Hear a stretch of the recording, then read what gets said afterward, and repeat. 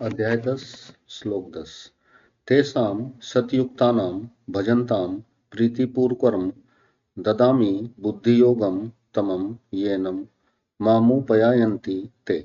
अर्थात उन निरंतर मेरे ध्यान आदि में लगे हुए और प्रेम पूर्वक भजने वाले भक्तों को मैं वह तत्व ज्ञान रूप योग देता हूँ जिसे वे मुझको ही प्राप्त होते हैं।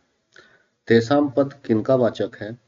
उत्तर, पूर्व के 2 श्लोकों में बुधा और मचिता आदि पदों से जिन भक्तों का वर्णन किया गया है उन्हीं निष्काम अनन्य प्रेमी भक्तों का वाचक यहाँ तेषां पद है।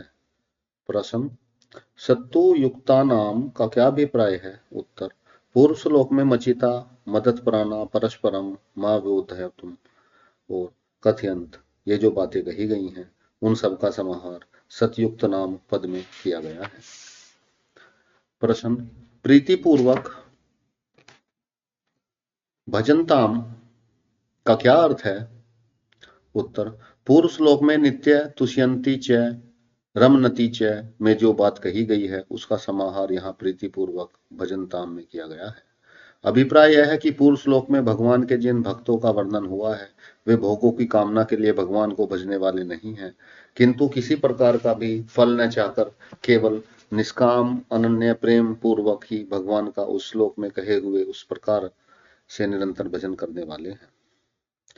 ऐसे भक्तों को भगवान जो बुद्धि योग प्रदान करते हैं वह क्या है और उससे भगवान को प्राप्त हो जाना क्या है? उत्तर, भगवान का जो भक्तों के अंतकरण में अपने प्रभाव और महत्वादि के रहस्य सहित निर्गुण निराकार तत्व को तथा लीला रहस्य महत्व और प्रभाव आदि के सहित सगुण निराकार और साकार तत्व को यथार्थ रूप में समझने की शक्ति प्रदान करना है, वही बुद्धि योग का प्रदान करना है।